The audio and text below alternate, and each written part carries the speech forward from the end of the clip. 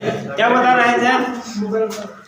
मुगल काल जब रहा था ईस्ट इंडिया कंपनी। देखिए जब रहा था 31 दिसंबर 1600 किसका स्थापना हुआ था? British east India company, north east India. British लगाना जरूरी है क्योंकि स्थापना कहाँ हुआ था? ब्रिटेन में। या ब्रिटेन बोलिए चाहे लंदन बोलिए चाहे इंग्लैंड बोलिए, एक ही चीज है। ईस्ट इंडिया कंपनी का जब स्थापना हुआ था तो भारत में बादशाह कौन था? अकबर। और उस समय ब्रिटेन की रानी कौन थी? ब्रिटेन की रानी कौन थी? एलिजाबेथ। आपसे क्वेश्चन आएगा कि भारत में ईस्ट इंडिया कंपनी का आगमन कब हुआ? कौन राजा पहला आया था? Captain Hawkins. दूसरा राजा कौन आया था? व्यापार करने के लिए कि कृषि करने? धीरे धीरे धीरे क्या कर लिया? कब्जा नहीं किया। अभी तो सिर्फ आपका सुत्ता नाती गोविंदपुरा कालीकट्टा। कितना गांव खरीदा था? कितना रुपया में? 1200 रुपया में 3 गांव खरीदा था। कौन खरीदा था? जॉब चौर। कलकत्ता शहर का स्थापना या संस्थापक उसी को कहा जाता है। किसे? 1690 में। और हम बताए थे, एक क्वेश्चन देखिए फंसाएगा आपको कि भारत में ये था आपका किस कंपनी का? यूरोपीय कंपनी का आगमन। इंग्लैंड किस महाद्वीप में पड़ता है? यूरोप। तो यूरोप में सबसे पहला कंपनी कौन आया? गलत। सबसे पहले आया था पुर्तगाल। हाँ, सबसे पहले कौन आया था?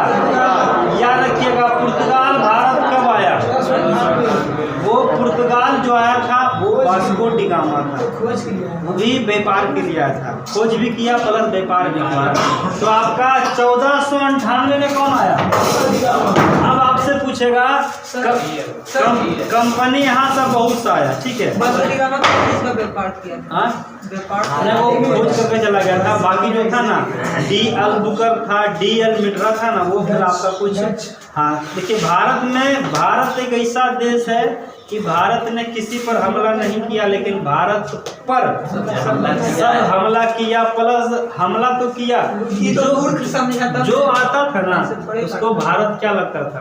अच्छा, जो आता है वो बोला अच्छा लग रहा है, चलो यहाँ पर धीरे धीरे क्या।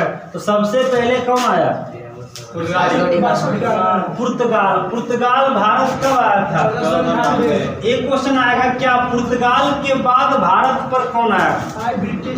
ईस्ट इंडिया आया कि डच आया? समझिएगा, देखिएगा, समझिएगा। भारत में आया बहुत सा कंपनी। सबसे पहला पूछेगा तो पुर्तगाल 1400। अब आपसे दूसरा पूछेगा, अगर आपका ईस्ट इंडिया कंपनी का आपसे कुछ दूसरा कब आया? ईस्ट इंडिया कंपनी का स्थापना कब हुआ? 31 दिसंबर 1600। ये कहाँ का था कंपनी? ब्रिटेन का बोलिए चाहे ब्रिटिश बोलिए। ये कंपनी कहाँ का था? ब्रिटिश। ये भारत आपसे पूछेगा कि दूसरा कंपनी हमारा कब स्थापना हुआ? 1602। कौन कंपनी था? Dutch company. कौन कंपनी? डच का नाम सुने हैं? डच जो था ना, डच कंपनी भी आया था कहाँ? भारत। समझिएगा, बता रहे हैं। डच कंपनी का स्थापना कब हुआ? पहले डच आएगा कि पहले ब्रिटिश आएगा? गलत। अच्छा आएगा, याद रखिएगा। ये आ गया था बाबू 1605 में। क्वेश्चन आएगा, इनमें से सबसे पहले कौन आया? तो अगर आपको ब्रिटेन में दे रहा है ना, ब्रिटेन और डच में, तो पहले कौन आया? स्थापना पहले हुआ किसका? लेकिन आया पहले कौन? ये आया था 1608 में। कैप्टन याद रखिएगा, फंसाएगा, समझिए। पहले स्थापना किसका होगा? ब्रिटेन का कि डच का? डच का। अरे स्थापना पहले किसका हुआ? ब्रिटेन का। उसके बाद आया पहले कौन? डच की पहले ब्रिटेन। उसके बाद कुछ समय के बाद 1664 में आ गया था कौन? फ्रांसीसी। मतलब डच समझते क्या है? डच एक प्रकार का नीदरलैंड का नाम सुने हैं? उसका राजधानी कहाँ है? हॉलैंड। नीदरलैंड डच अभी जो पड़ता है कहाँ पड़ता है? नीदरलैंड। फ्रांस तो पता है, हाँ फ्रांस पता होगा। फ्रांस का कंपनी का स्थापना जब हुआ था तो लुई 14वां था। फ्रांसीसी कंपनी भारत आया 1664। सबसे पहले कौन आया? दूसरा बार कौन आया? तीसरा बार कौन आया? उसके बाद कौन आया? कंफ्यूज मत होना कि पहले ब्रिटेन आया था। हाँ पहले स्थापना 1602 में, स्थापना ई दोनों की जगह पहले स्थापना इसका, लेकिन आया पहले कौन? 1605 में, 1608 में। तो 1600, 1602, 1605, 1608 सबसे पहले कौन आया? सबसे बाद में गया कौन? सबसे पहले आया, गया बाद में। भारत आजाद जब हो गया था ना, उसके बाद एक पुर्तगाल पर किसका अधिकार था? गोवा पर। हाँ मान लीजिए आपका ये कौन सा हमारा किसका भूभाग है? भारत का। इसको लिख लीजिएगा ना, याद हो गया ना? सब कुछ तो यादें है, लेकिन लिखने की जरूरत क्यों पड़ता है? करने के लिए। लड़की लोग हमेशा लेट आती है। कितना टाइम हुआ? हाँ अब बोलते लड़की का बुराई करते हैं। 8-10 में हम यहाँ इन कर गए थे। उसमें लेट आए, इसमें लेट नहीं आया। उसमें लेट आए, इसमें लेट नहीं आए। अब बाद में वो पागल देखिए रिकॉर्डेड क्लास चल रहा है। लड़की लोग हमेशा टाइम पर आइए, समझ गए? क्योंकि टाइम है 5 मिनट 10 मिनट 8:15 तक चलाइए, लेकिन कितना हो रहा है? 8:25। लेट का भी हद होता है। अब मान लीजिए हम लेट हो जाए तो कोई दिक्कत? एक अब आ गए कहाँ थे? कल कहाँ थे? छुट्टी मना रहे थे। हम लोग पिकनिक मनाने गए थे, सुतले रह गए थे। कलकत्ता शहर का स्थापना कब हुआ? किसने किया? जॉब 9। ये वाला समझ में आ गया? इसको समझ जाइएगा। सबसे बाद पहले कौन आया? गया बाद में कौन? अब देखिए हमारा देखिए इस साल समझ इतना लंबा गैप मिल रहा है, क्योंकि लगातार नहीं है कि हर एक साल क्या हो रहा है? क्रांति। अंग्रेज जो था ना, यहाँ पहले होशियार था, जैसे ही आया 1690 में, अब लंबा गैप है। क्या लंबा गैप है? अब बताइए यहाँ पर तो आ गया कौन? पुर्तगाल। उसके बाद आ गया डच। उसके बाद पहले ब्रिटेन, उसके बाद डच, उसके बाद फ्रांस। अब आपसे पूछेगा इन चारों में सबसे शक्तिशाली कौन था? शक्तिशाली सब में था अपने आप में। ये भी था, ये भी था, ये भी था, ये भी था। लेकिन जिसको सत्ता करना है उसको क्या करना पड़ेगा? लड़ाई। क्या करना पड़ेगा? तो कुछ युद्ध हुआ था। क्या हुआ था? कुछ युद्ध, जिस तरह नाम सुनिएगा, बेदरा का युद्ध सुने हैं? पांडीवास का युद्ध। बेदरा का युद्ध हुआ था 1759 में, पांडीवास का युद्ध हुआ 1760 में। 60 में ये हुआ था फ्रांस और अंग्रेज की भी, दोनों कंपनी आपस में लड़ गया। फ्रांसीसी कंपनी और ब्रिटेन कंपनी दोनों में लड़ा। कौन बलवान था? ब्रिटेन। बोला जाओ यहाँ से, जो बलवान रहेगा वो क्या करेगा? आगे सत्ता करेगा और शासन रहेगा। जिस तरह मान लीजिए भी लड़ाई हो रहा है आरजेडी और किसमें? जेडीयू में। कौन शक्तिशाली? सब कुछ पैसा छल बल सब लुटा दिया। तो ये बाद से आपका जो है, तो आपका ब्रिटेन लड़ाई भी लड़ा था। हालांकि ब्रिटेन लड़ता था ना पुर्तगाल जैसा। पुर्तगाल का कहना था कि हमको छोटे भूमि से मतलब, ज्यादा भूमि से मतलब, ज्यादा भूमि से मतलब किसको था? ब्रिटेन को। सबसे डच और फ्रांसीसी दोनों को हरा दिया। देखो बेदरा का युद्ध में, को बांडीवास के युद्ध में दोनों हराया, सेवा समाप्त। अब अंग्रेज बोला छुट्टा सा हम है, आई एम बॉस। कौन? अब धीरे धीरे पुर्तगाल को छोड़ दिया। पुर्तगाल बोला छोटा सा भूभाग पर हम कब्जा करेंगे, बाकी इसको मतलब नहीं था। गोवा दमन वगैरह पर कब्जा किया, बाकी से मतलब नहीं था। बाकी बोला तुमको जहां करना है करो, कोई दिक्कत। तो बांडीवास युद्ध देखिए, सबसे पहले हम बताए थे 1756 में कौन सा कांड हुआ था? काल कोठरी कांड। काल कोठरी कांड। काल कोठरी कांड में नाम सुने हैं ना? देखिए काल कोठरी कांड क्या था? काल कोठरी कांड एगो मान लीजिए क्या था, एक प्रकार का कोठी, कोठा समझते हैं, कोठरी था, रूम था। इसमें जानते हैं 146 लोग, 146 अंग्रेज था, क्या था, रात भर क्या कर दिया, बंद कर दिया। कौन?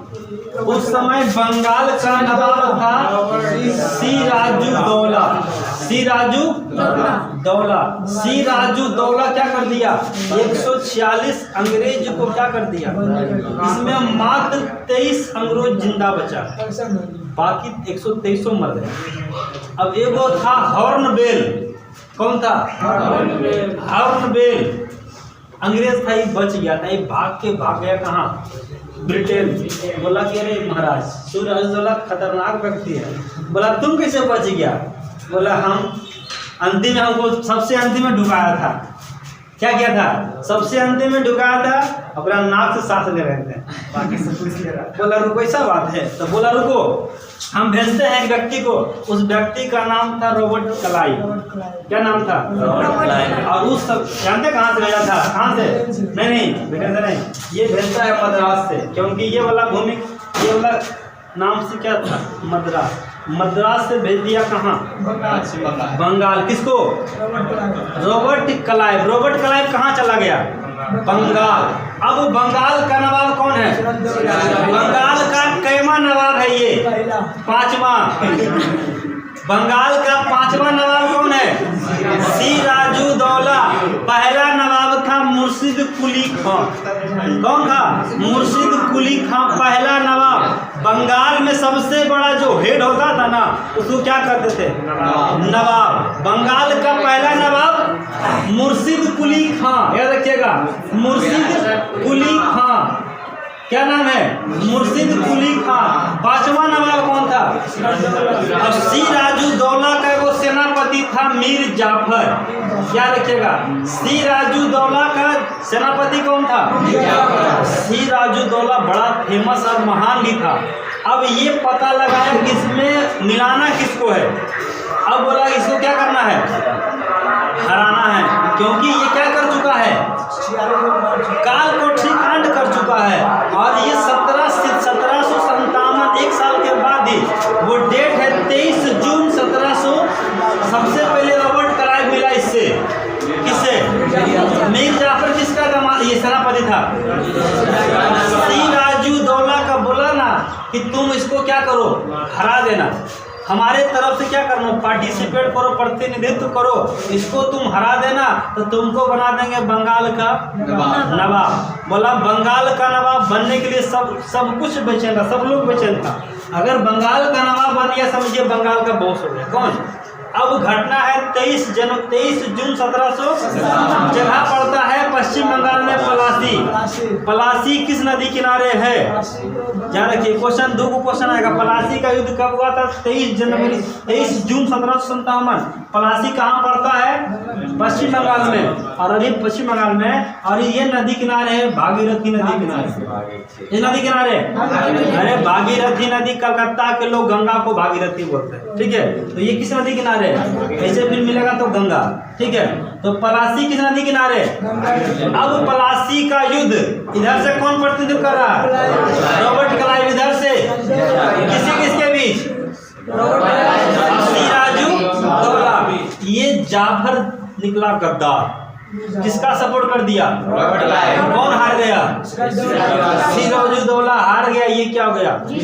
अब पलासी का युद्ध से अंग्रेज को लग चुका था कि हम बंगाल पर क्या कर लेंगे, कब्जा। किस पर? बंगाल पर कब्जा। कब से किया? पलासी का जब युद्ध हुआ तो बंगाल पर क्या हो गया, पूरी तरह से कब्जा कर लिया। कौन? अब रॉबर्ट क्लाइव क्या किया, अब बन गया, देखिए समझिएगा क्वेश्चन यहाँ पर। अब बंगाल का नवाब कौन बनेगा? कैमा? छठा कि सातवां? छठा। बंगाल का नवाब बन गया। अब ये बोला अब तुम तो बन जाओ क्या, नवाब, और हम बन जाएंगे बंगाल का गवर्नर। क्या बन जाएगा? बंगाल का गवर्नर। बंगाल का प्रथम गवर्नर कौन बना? बंगाल का गवर्नर बोले या बंगाल का फर्स्ट गवर्नर? रॉबर्ट। अभी जनरल नहीं लगाना है। बंगाल का गवर्नर कौन बना? रॉबर्ट। या बंगाल का प्रथम गवर्नर। लेकिन थोड़ा सा चेंज हो जाएगा, बंगाल का गवर्नर जनरल, तो आंसर चेंज हो जाएगा। लेकिन अभी जनरल नहीं लगा है, अभी नवाब कौन बन गया? और गवर्नर रॉबर्ट क्लाइव। अभी देखिए और कुछ करेगा कौन? Robert Clive. अब बोला प्लासी का युद्ध से हमारा बंगाल पर कब्जा किसका? अब ये जानते हैं जैसे ही जीतता है ना, अब ये बोलता है हम लाएंगे दैध शासन। कौन शासन? दैध शासन को ही कहते हैं द्वीप शासन। द्वीप शासन प्रणाली शुरुआत किसने किया? अब बोला सेना, इसको बना दिया क्या? मीर जाफर। और इसका एगो दामाद सा मीर कासिम। कौन था? मीर कासिम। मीर कासिम किसका? ये मीर जाफर का उत्तराधिकारी कौन बनता है? पूछेगा सी राजू दौला का उत्तराधिकारी कौन बना? मीर जाफर। मीर जाफर का दामाद कौन था? मीर कासिम। अब 7 साल के बाद, कई साल के बाद? 1764। 1764 कौन सा युद्ध होता है? बक्सर का। जानते हैं बक्सर का युद्ध में भी रॉबर्ट क्लाइव। कौन? रॉबर्ट क्लाइव 3 बड़े राजा को हरा दिया था। एक तो ये था कौन? मीर जाफर को। फिर इसको दे दिया लोग कि तुम भी क्या करो, इसको तुमको क्या करना है, हम तुमको बंगाल का नवाब बनाएंगे। मीर जाफर को क्या करना है? इसको हराना है। तो इधर से 3 व्यक्ति आ गए। एक आ गया शाह शुजा। कौन? शाह शुजा को शाह आलम द्वितीय। शाह आलम द्वितीय को मीर कासिम। ये क्या कर दिया? तीनों मिलकर बक्सर का युद्ध। इधर से रॉबर्ट क्लाइव का सेनापति था हेक्टर मुनरो। याद रखिएगा, रॉबर्ट क्लाइव का बक्सर का युद्ध में कौन सा प्रतिनिधित्व किया था? Hector Munro. तो हेक्टर मुनरो और ये कौन जीत गया? ये 3 बड़े महाराजा को हरा दिया था। और यहाँ से पूरे भारत पर कब्जा करने के लिए अंग्रेज क्या हो गया? चालू हो गया। अब यहाँ पर रॉबर्ट क्लाइव बड़ा मनमानी कर रहा था। बक्सर का युद्ध जीत गया, प्लासी का युद्ध जीत गया 1757 के बाद सीधे 1764 के बाद 1701 के बाद आएगा 1770। समझिएगा, दैध शासन प्रणाली का शुरुआत किसने किया? बंगाल का पहला गवर्नर। बंगाल का गवर्नर। प्लासी का युद्ध किसने जीता? बक्सर का युद्ध जीता। अब ये कर दिया कौन सा शासन? दैध शासन। दैध शासन समझिएगा, इसे कहते हैं द्वीप शासन प्रणाली। बोला टैक्स। टैक्स समझते हैं? टैक्स कर हम लेंगे। कौन? जनता, सेना, प्रजा को देख रेख तुम करना। किसको? मालिक कौन हो गया? मलकाना हक किसका? Robert Clive. इसी को कहते हैं द्वीप शासन। मतलब टैक्स कर एक शासन होगा और जनता और प्रजा और सैनिक। जनता, प्रजा, सैनिक को कौन देखेगा?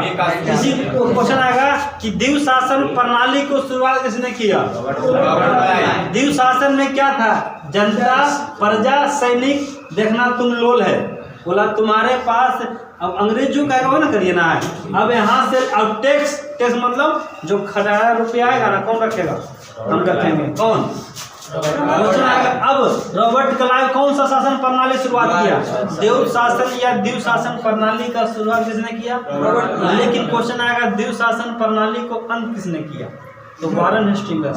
याद रखिएगा 1764 6 साल के बाद बंगाल में बहुत बड़ा अकाल पड़ता है। क्या पड़ता है?